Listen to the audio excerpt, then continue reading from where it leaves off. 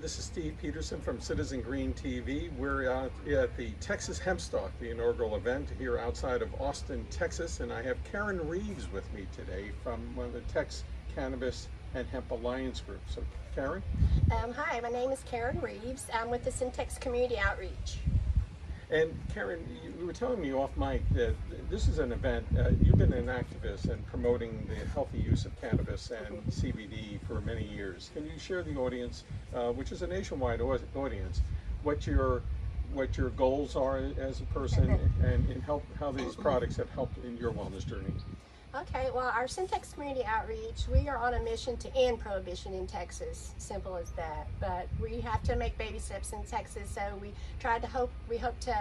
reaching out across Texas and around the world with empathy and education about cannabis and hemp.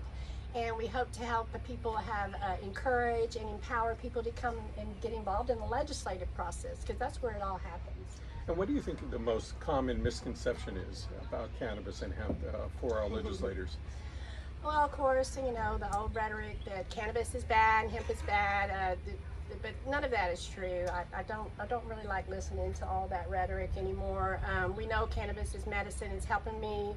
It's helping a lot of people, but for me, I've been on a crusade for cannabis for like 5 decades. So it's helped me from when I was 13 years old. It changed my life. Had a bad attitude at 13. You can believe that. I was a juvenile delinquent until I smoked weed, and then I realized, hey, life's not so bad, and I should try to be a better person, you know.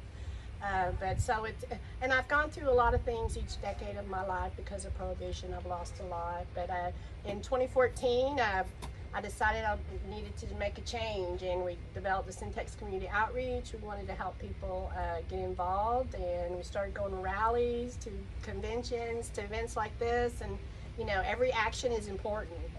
It's amazing. I got involved with cannabis in 2016 in San Jose running a dispensary, and the misconceptions about, you know, the devil's weed and all that nutty stuff that came out in the 50s and the war on drugs.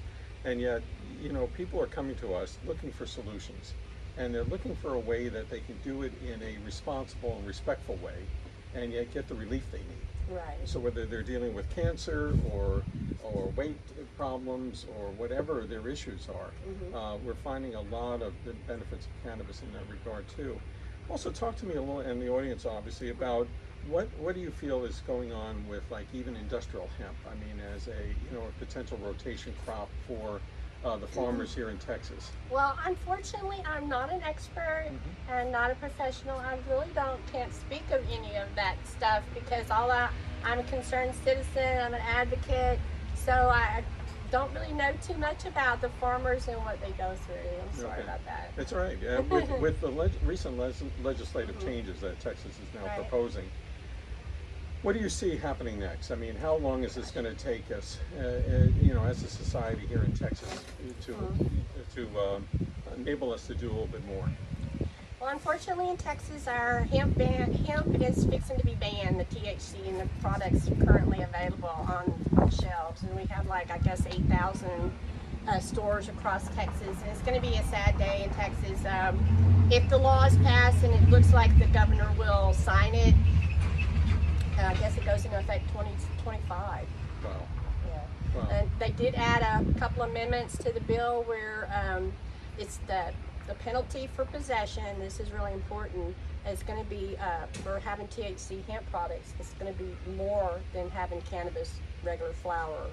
Yeah, so it doesn't make sense. And think about it. People are, you're seeing, and I would agree there's a concern about how much THC is in these drinks or in these products, Delta 8, Delta 9 specifically. And yet we know that people are gravitating towards hemp-derived cocktails. They're moving towards products like Buzz Me Up, which is a colleague and a partner of ours.